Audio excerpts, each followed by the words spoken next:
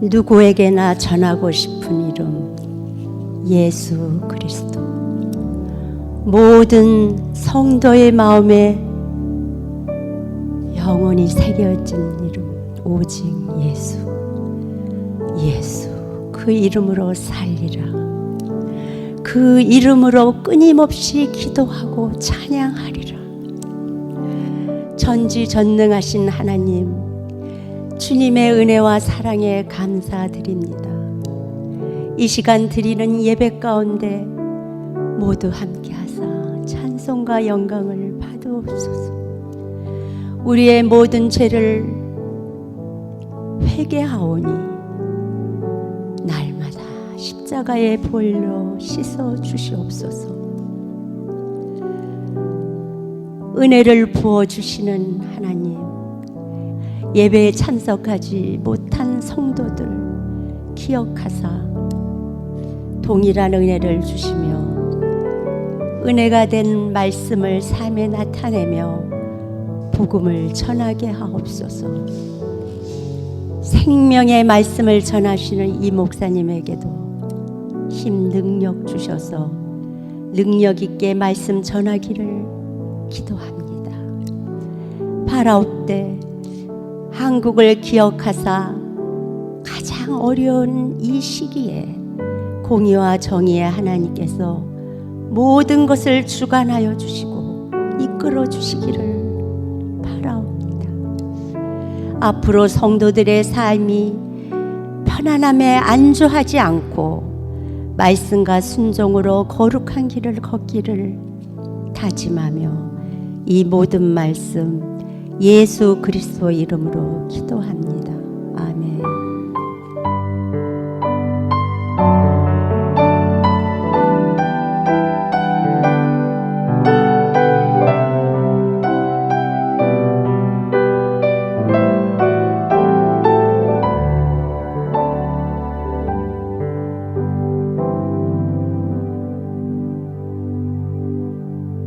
아멘. 감사합니다.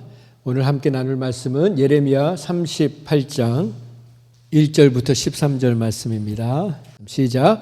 mattan의 아들 스바다와 바술의 아들 그다랴와 셀레마의 아들 유갈과 말기야의 아들 바술이 예레미야가 모든 백성에게 이르는 말을 들은즉 이르기를 여호와께서 이와 같이 말씀하시되 이 성에 머무는 자는 칼과 기근과 전염병에 죽으리라.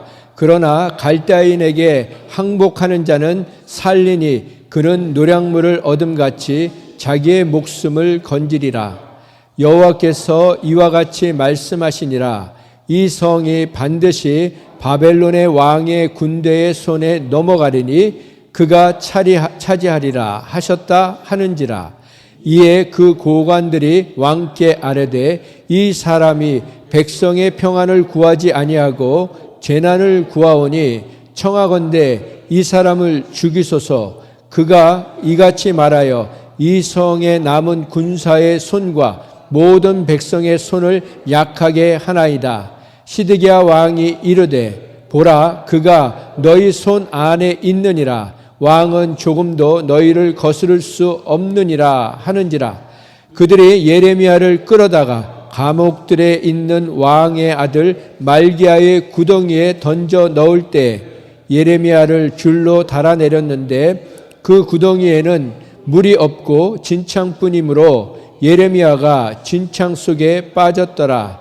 왕궁 내시 구스인 에벤멜렉이 그들이 예레미야를 구덩이에 던져 넣었음을 들으니라. 그때의 왕이 베냐민 문에 앉았더니 에벤멜렉이 왕궁에서 나와 왕께 아뢰어 이르되 내 주 왕이여 저 사람들이 선지자 예레미야에게 행한 모든 일은 악하니이다.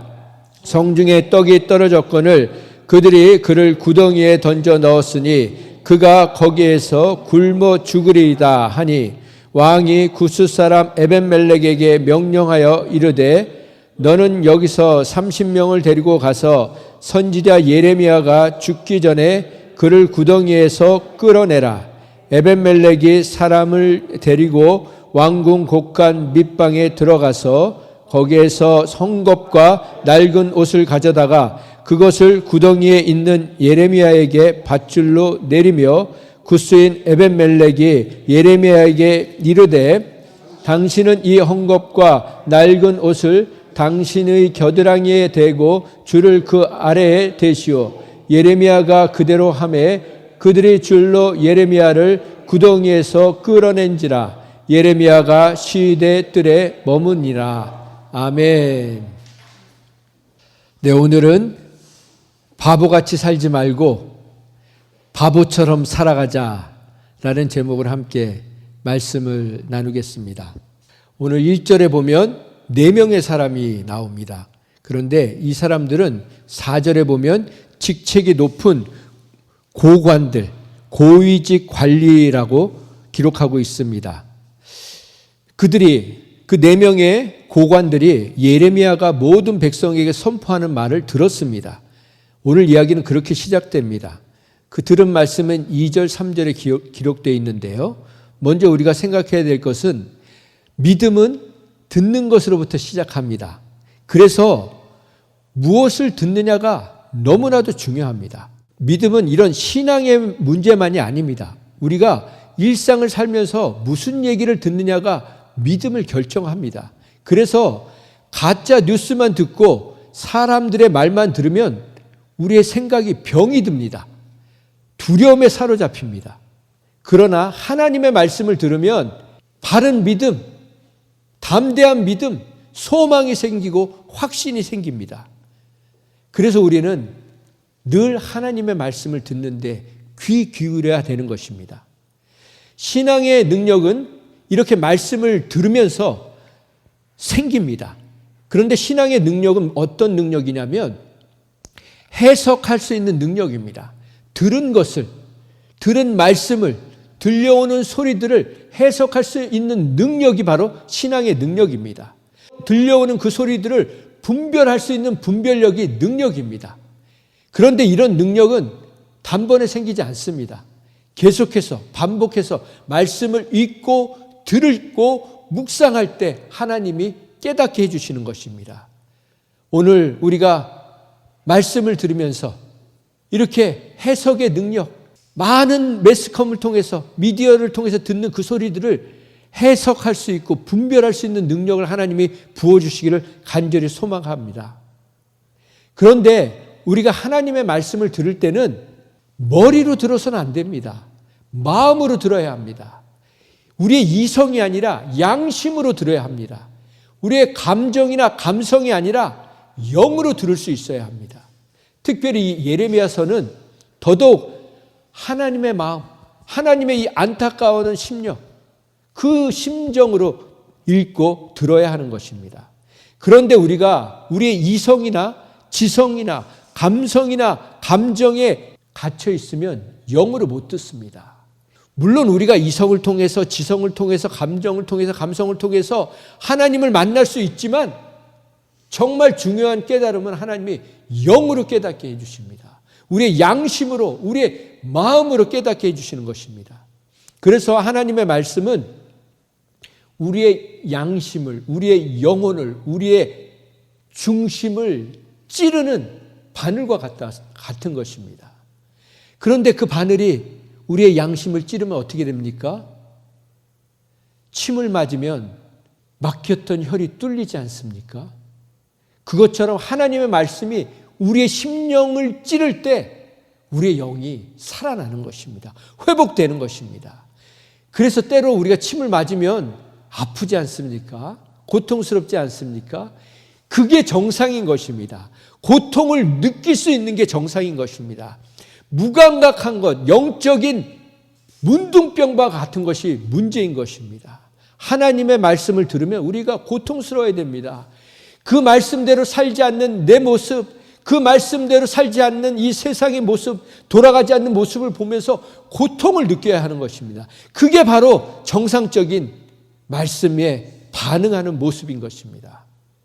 오늘도 우리가 이 말씀을 듣는 시간을 통해서 우리의 무지한 생각들, 우리의 잘못된 생각들이 하나님의 말씀으로 부서지고 박살이 나고 갈아 엎어져서 옥토가 되는 복된 시간이 되기를 간절히 소망합니다. 그래야 우리가 마음에 돌짝밭은 가시밭 같은 자갈밭 같은 마음이 옥토가 되는 것입니다.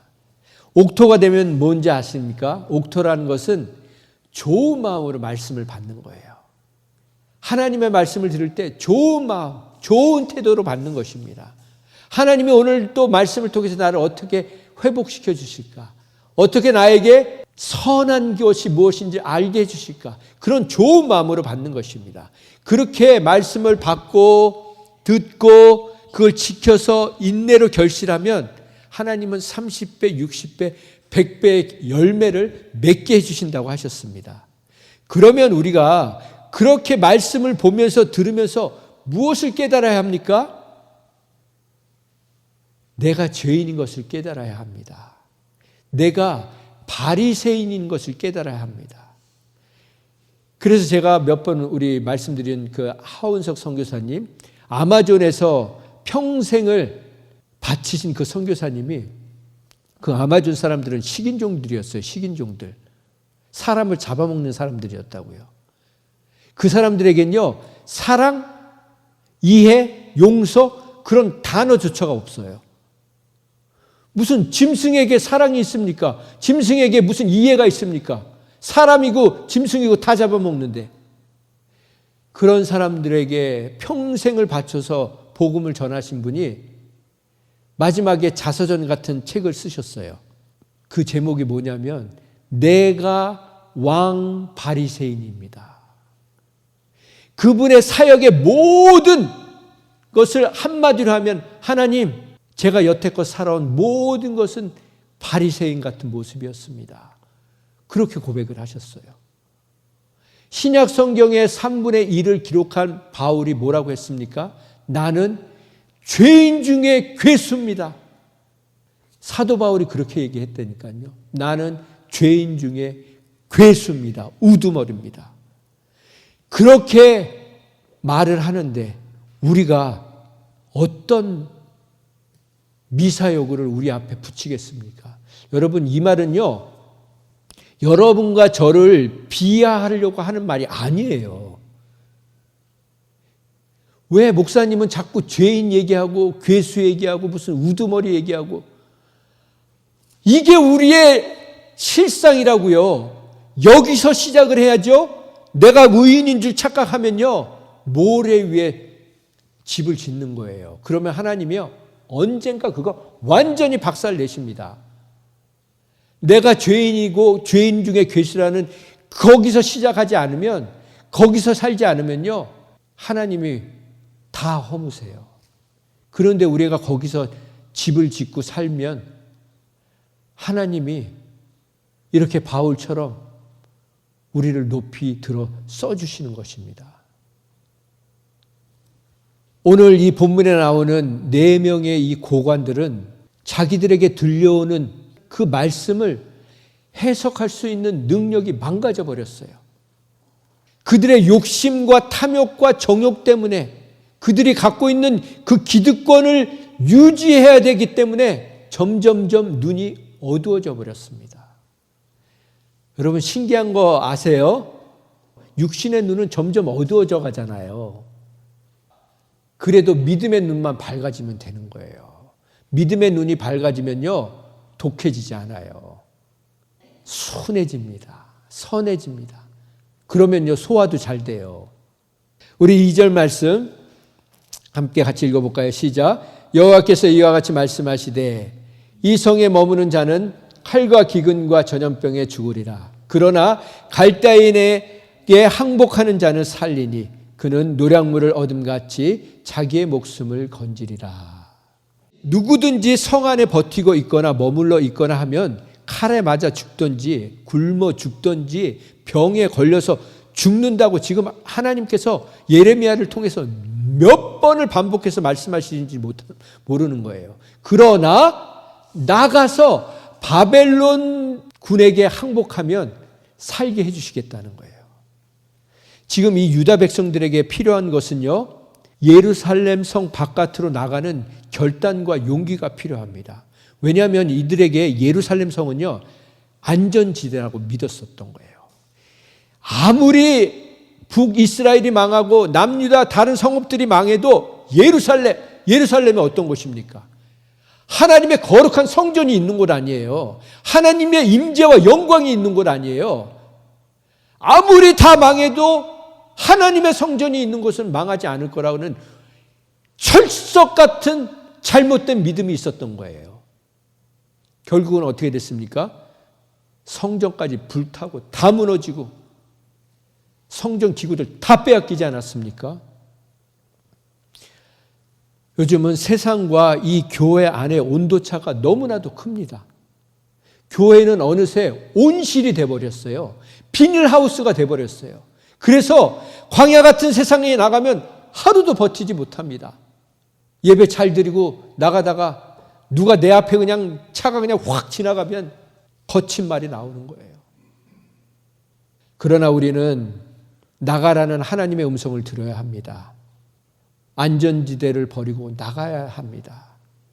지금 이 말씀에 노량물을 어둠같이 자기 목숨을 건지리라. 이건 무슨 뜻이냐면 노량물은 전리품을 얘기하는 거예요. 전쟁에서 이기고 적에게서 빼앗은 물건을 얘기하는 거예요. 전쟁에서 이긴 사람들이 전리품을 거두는 게 쉽습니까? 어렵습니까? 너무 쉬운 거죠. 이미 전쟁에서 다 이겼는데 널려 있는 거 그냥 가져오는 거잖아요. 하나님께서 바벨론 그 대제국이 쳐들어와도 하나님의 말씀에 순종하면 그 사람들의 생명을 지켜주시는 건 너무나도 쉬운 일이라는 거예요. 하나님 앞에는 감기 걸린 거나 말기암이나 상관이 없다는 거예요. 여러분 그 믿음을 가지시기 바랍니다. 하나님 앞엔 아무것도 아닌 줄 고백하고 그렇게 사는 저와 여러분 되기 원합니다. 이렇게 하나님께 이 항복한다는 건 다른 말로는요, 하나님께 순종하라는 거예요. 근데 이렇게 순종하면 살려주신다고 하는데도 왜 이들은 그렇게 순종하지 않았습니까? 그 이유 중에 하나가 38장 19절에 나와요. 왜 마지막까지도 이렇게 돌이키지 않는지. 우리 38장 19절 말씀 같이 읽어볼까요? 시작. 시드기야 왕이 예레미야에게 이르되 나는 갈대아인에게 항복한 유다인을 두려워하노라. 염려하건대 갈대아인이 나를 그들의 손에 넘기면 그들이 나를 조롱할까 하노라 하는지라. 무슨 얘기냐면요. 지금 이 상황은 이미 바벨론이 1차, 2차로 침공을 해서 사람들을 잡아간 상태였어요. 이제 얼마 남지도 않았어요, 사람들이. 그런데 이미 잡혀간 사람들이 이 자기가 시드기야가 왕이잖아요. 왕이 항복을 해가지고 잡혀갈 거 아닙니까? 잡혀가가지고 그 포로들이 있는데 같이 있을 거 아니에요. 왕이라고 무슨 특혜를 주겠어요? 같이 감옥에 집어넣을 텐데. 그러면 이 백성들이 네가 잘못해가지고 우리가 이렇게 잡혀왔지 않냐고 하면서 얼마나 죽일 놈 하고서 막 힘들게 할 거예요. 지금 막 조롱하고 막 무시하고 창피당할까봐 항복을 못하겠다는 거예요. 여러분, 이거는 하나님이 주신 마음이 아닙니다. 사탄이 주는 마음입니다. 사탄은요, 우리가 하나님 앞에 죄 고백하려고 하면 하지 마. 너 창피하지도 않니? 사람들 앞에 그런 죄 고백을 해가지고 무시당하고 야, 하지 마. 그렇게 우리를 계속 묶는 거예요. 그러고 나서 사탄은 뒤에서 뭐라고 하죠? 너 그 죄 졌잖아. 너 그 잘못했잖아. 그러면서 네가 무슨 목사야? 네가 무슨 사모야? 그렇게 우리를 조정하지 않습니까? 디모데후서에 이런 말씀이 있어요. 같이 읽어볼까요? 시작. 하나님이 우리에게 주시는 것은 두려워하는 마음이 아니요 오직 능력과 사랑과 절제하는 마음이니. 하나님은 우리에게 두려워하는 마음을 주지 않으세요. 우리를 겁박하고 협박하지 않으신다는 거예요. 하나님이 우리에게 주시는 마음은요, 다시 회복할 수 있는 능력, 회개할 수 있는 능력, 그래서 사랑으로 다시 회복시켜 주시는 그게 하나님의 마음인 줄 믿습니다. 두려움은 사탄이 주는 거예요. 그래서 요한일서 1장 말씀은 이렇게 기록되어 있습니다. 같이 읽어볼까요? 사랑 안에 두려움이 없고 온전한 사랑이 두려움을 내어쫓나니 두려움에는 형벌이 있습니다. 두려워하는 자는 사랑 안에서 온전히 이루지 못하였느니라. 이게 무슨 말씀이냐면요. 온전한 사랑을 받는, 완전한 사랑을 받는 사람은 두려움이 없어요. 자녀가 부모에게 온전한 사랑을 받으면 두려움이 없다고요. 그겁니다. 지금 완전한 사랑을 받고 있다는 믿음이 있으면 두려움을 내어 쫓는 거예요. 두려움이 그냥 사라지는 거예요. 여러분과 제 안에 두려움이 사라지기 바랍니다. 하나님의 사랑. 하나님의 사랑은 뭔지 아세요? 구원이에요, 구원. 하나님은요, 구원 갖고 장난 안 치세요. 구원 갖고 장난치는 게 구원판 거예요. 이단인 거예요. 너 구원 받았어? 언제 받았어? 어떻게 받았어? 어떻게 확신할 수 있어? 어떻게 천국 갈 수 있어? 네가 그렇게 살면서. 이게 사탄이 하는 거예요. 하나님은요, 우리의 구원 갖고 우리의 목을 죄이지 않습니다. 우리가 그 사랑, 그 완벽한 구원을 받았다고 믿으면 더 이상 우리는 두려움 속에 살지 않는 거예요. 뭐가 두려우십니까? 여러분, 더 이상 두려워하지 마세요. 그래서 사도 바울이 뭐라고 고백했습니까? 같이 시작. 내가 확신하노니 사망이나 생명이나 천사들이나 권세자들이나 현재일이나 장래일이나 능력이나 높음이나 깊음이나 다른 어떤 피조물이라도 우리를 우리 주 그리스도 예수 안에 있는 하나님의 사랑에서 끊을 수 없느니라. 아멘. 예수님 안에 뭐가 있다고요? 하나님의 사랑이 있다는 거예요. 그 사랑에서 우리를 끊을 자가 없다는 것입니다. 어떤 것도 하나님의 사랑이 뭐라고 했습니까? 하나님의 사랑하면 구원인 거예요, 여러분. 사랑 따로 구원 따로가 아니라고요. 하나님의 사랑에서, 하나님의 구원에서 우리를 끊어놓을 수 없다는 거예요. 이 사실을 계속 선포하시기 바랍니다. 저를 따라서 해보시겠어요? 시작. 나의 과거의 죄도, 나의 현재의 죄도, 나의 미래의 죄도 다 용서하셨다. 이미 다 용서하셨다. 어디서요? 십자가에서. 마치 임진왜란 때 논개가 적군의 장수를 끌어안고 같이 죽지 않았습니까? 그것처럼 예수님이요, 우리의 모든 죄를 끌어안고 죽으신 거예요, 십자가에서. 그 적군 장수가 물속에서 살아났습니까? 그걸로 끝났잖아요. 이제 우리에게는 죄와 죽음은 끝난 거예요. 그래서 우리는 죽지 않는 거예요. 남들이 다 죽었다고 하는 그 순간에 우리는 영생을 누리고 있는 거라고요. 지금 우리보다 먼저 가신 분들 죽지 않았었어요. 여전히 살아서 영생을 누리고 있는 거예요. 우리에게는 죄와 사망은 더 이상 효력이 없어요. 하나님이 천국에서 침해 몇 단계냐? 내가 하나님인지 아냐? 그거 물어보실 것 같으세요? 그냥 받아주시는 거예요. 이미 끝난 거예요, 여러분. 그러니까 마음 졸이지 마세요. 당당하게, 담대하게 사시기 바랍니다. 우리 구원은 끝난 거예요, 여러분. 얼마나 감사합니까? 3절 말씀입니다. 같이 읽어볼까요? 시작. 여호와께서 이와 같이 말씀하시니라. 이 성이 반드시 바벨론 왕의 군대의 손에 넘어가리니 그가 차지하리라 하셨다 하는지라. 왜 바벨론에게 항복하라고 합니까? 바벨론이 강대국이어서 대적할 수 없는, 맞서 싸울 수 없는 강한 사람들이어서가 아닙니다. 예레미야 다른 부분에 보면요, 바벨론을 뭐라고 표현했냐면 내 종 바벨론, 내 종 느부갓네살 그렇게 표현하셨어요. 하나님이 부리시는 종에 불과하다는 거예요. 하나님은 모든 것을 다 하나님의 뜻대로 하십니다. 왜 그렇습니까? 하나님만이 절대 선이기 때문이에요. 선의 기준, 원천지, 근원지, 수원지, 출발점은 하나님이세요. 그 어떤 것도 선의 기준이 아닙니다. 인간의 생각, 사상, 철학, 이념, 인권, 윤리, 도덕적 기준, 상식 이런 건 선의 기준이 아니에요. 근데 요즘 선의 기준이 뭐가 되어버렸습니까? 말씀이 아니고 인간의 생각, 인권이 되어버렸어요. 인권. 아닙니다. 인권은 선의 기준이 아니에요. 하나님은 선한 일을 하셔서 선하신 하나님이 아니고 하나님이 하시는 모든 일은 선한 일입니다. 저를 따라서 해보시겠어요? 하나님은 선한 일을 많이 하셔서 선한 하나님이 아니라 하나님이 하시는 모든 일은 선한 일이다. 이 믿음과 확신이 있어야 합니다.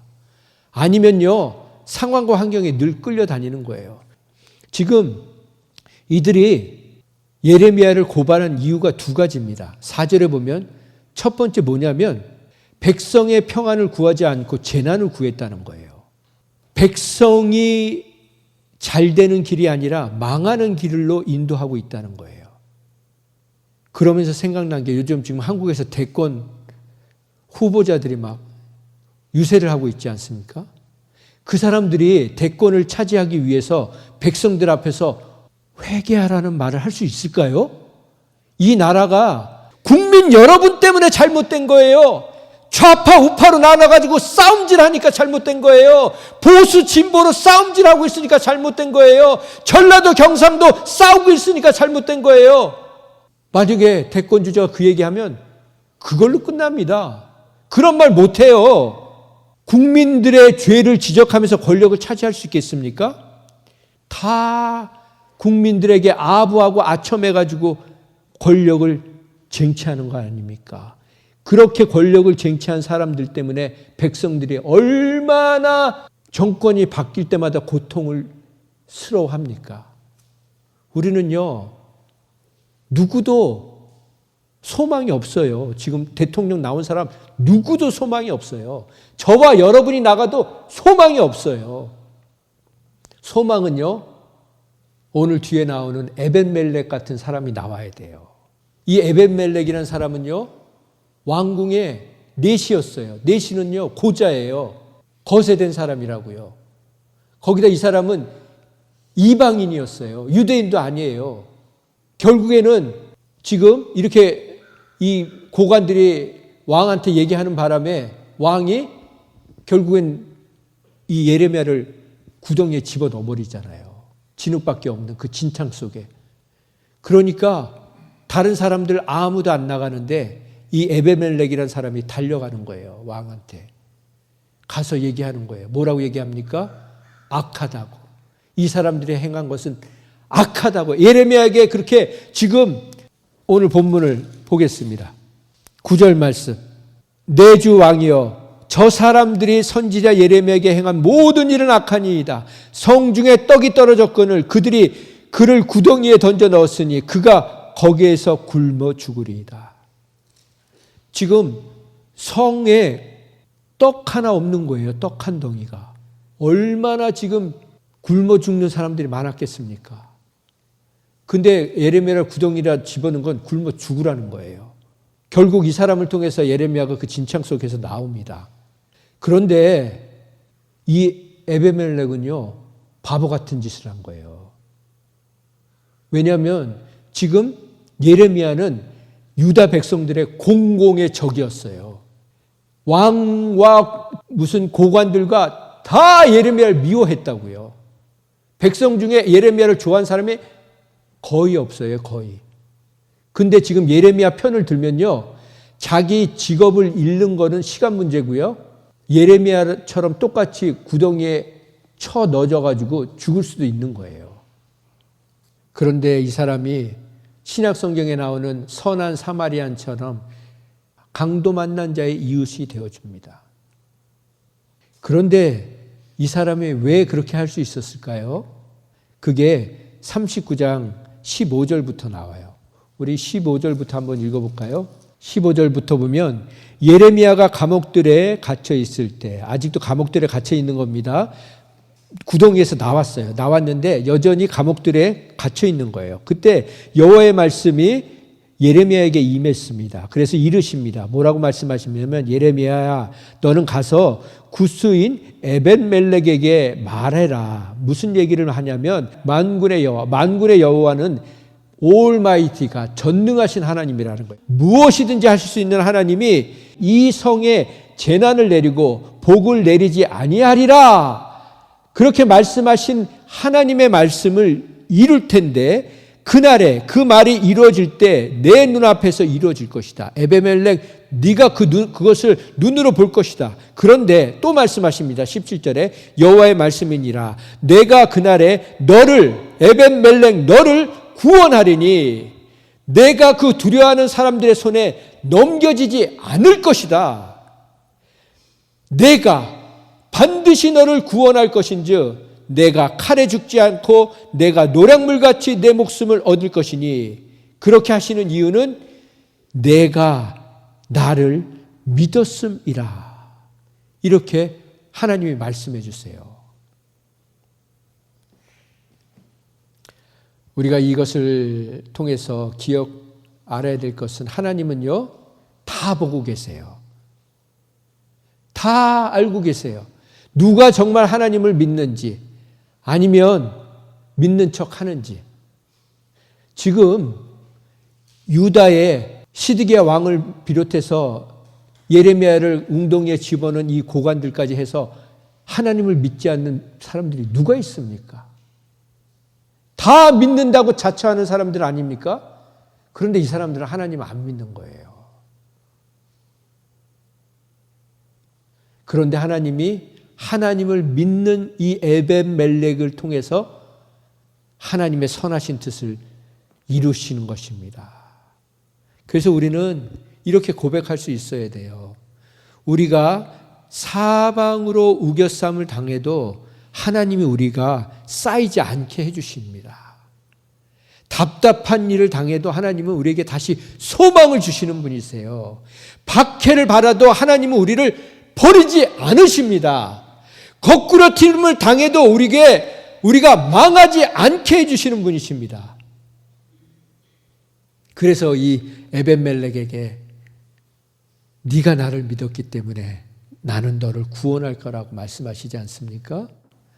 또 한 가지 우리가 기억해야 될 것은 하나님은요, 저를 따라서 해보세요. 하나님은 빚지고는 못 사신다. 빚지고 못 사신다. 우리는 저와 여러분은요 평생 빚쟁이로 사는 거예요. 교만이 뭔지 아세요?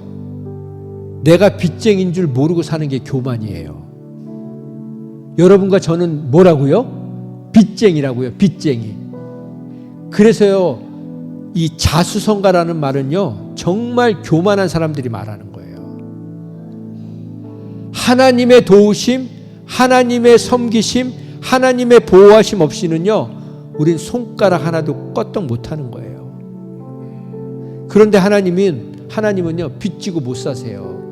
그래서 마태복음 10장 42절에 이렇게 기록되어 있습니다. 같이 읽어볼까요?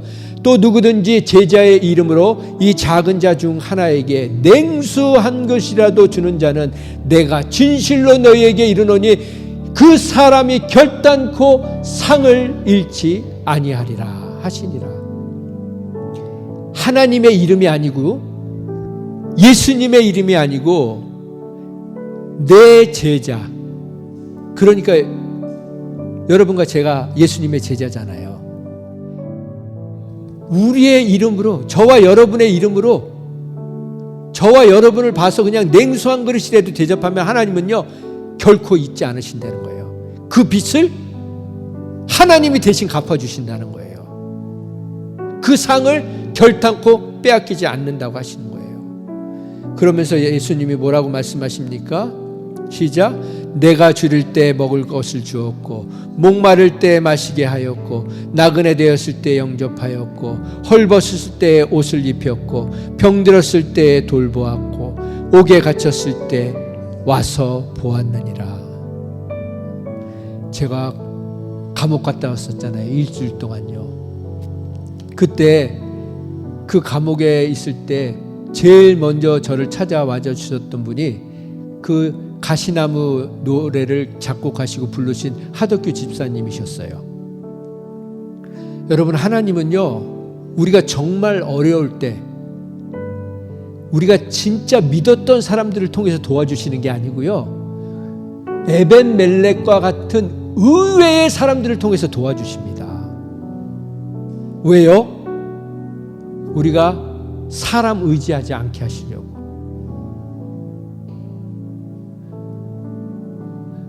그분이 나중에 제가 출소하고 나서 둘이 차를 타고 갈 일이 생겼어요. 근데 그분은 제가 교통사고 낸 걸 아시거든요. 근데 그분이 자기 피곤하다고 운전대를 맡기는 거예요. 자기 차를. 여러분, 전과자한테 차 맡기겠습니까, 여러분? 사고 낸 지 얼마 되지도 않아서 감옥 갔다 온 저한테? 아무리 피곤해도 여러분이 하실걸요? 그분이 저한테 운전대를 맡기시고 옆에서 재선아, 우리 휴게소 좀 들리자. 배고픈데?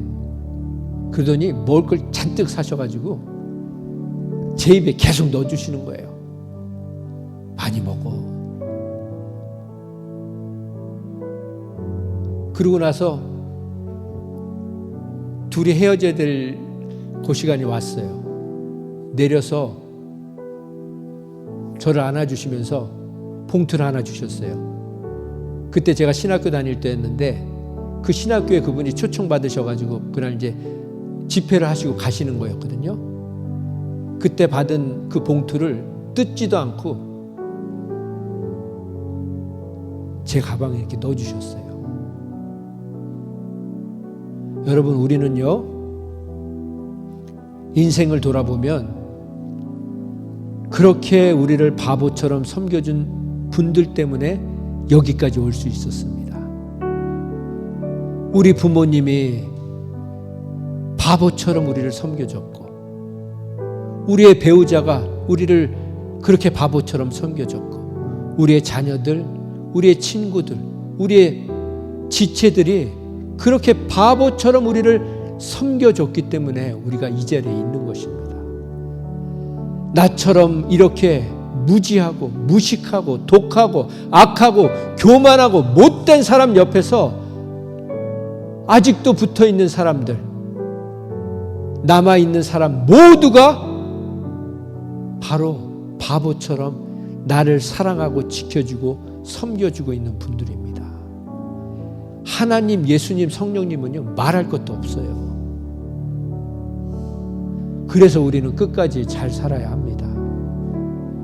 그래서 오늘 말씀의 제목을 바보같이 살지 말고 바보처럼 살아가자는 거예요. 이 세상에 정말 똑똑한 바보같이 사는 사람들이 얼마나 많은 줄 아세요? 끝까지 자기 것 챙기다가 정말 초라하게 비참하게 가는 사람들, 그런 바보 같은 사람들이 아니라 이 에벤멜렉처럼 이 사람은 정말 바보 같은 짓을 한 거예요. 근데 이 사람은 바보가 아니었어요. 이 사람은 진정으로 하나님을 믿고 신뢰했던 사람입니다. 우리가 하나님을 진정으로 믿고 신뢰하면 하나님은요, 우리를 바보같이 살지 않게 하시고 바보처럼 살게 해주실 거예요. 기도하겠습니다.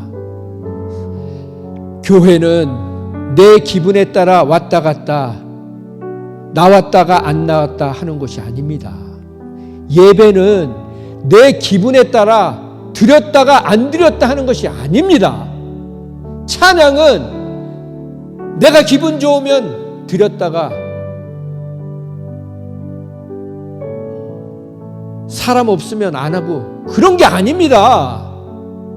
수천 명 앞에서는 미친 듯이 찬양하다가 몇 명 없으면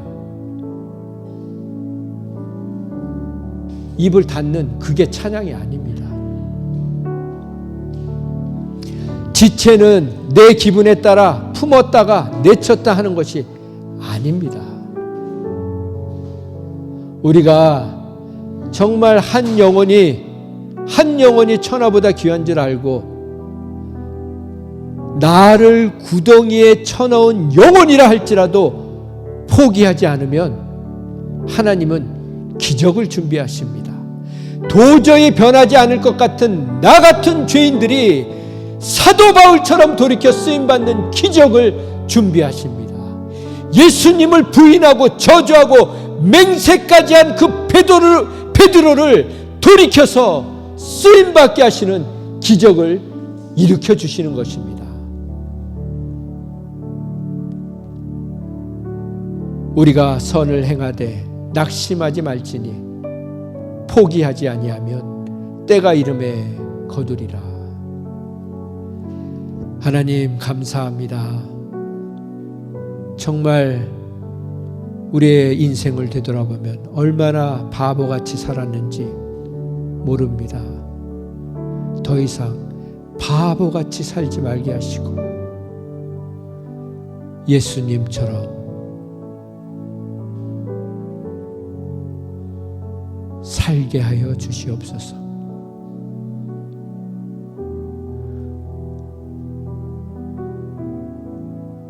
우리가 그렇게 예수님을 속이고 하나님을 속이는데도 속아주시고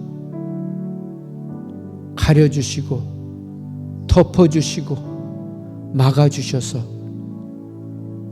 여기까지 올 수 있었음을 고백합니다. 하나님, 이제는 우리의 남은 인생을 우리를 바보처럼 섬겨주신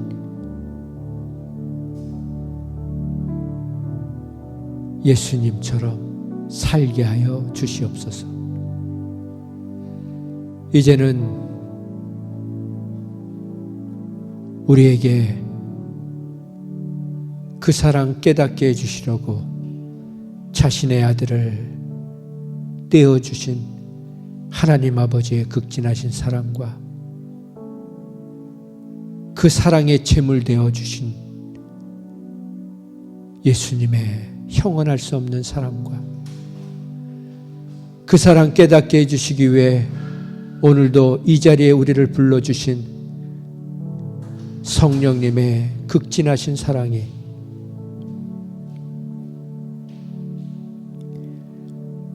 남은 인생을 에벤멜렉같이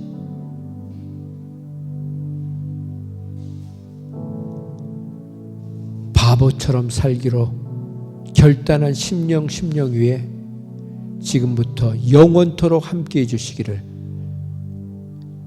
거룩하신 예수님의 이름으로 축원드립니다. 아멘.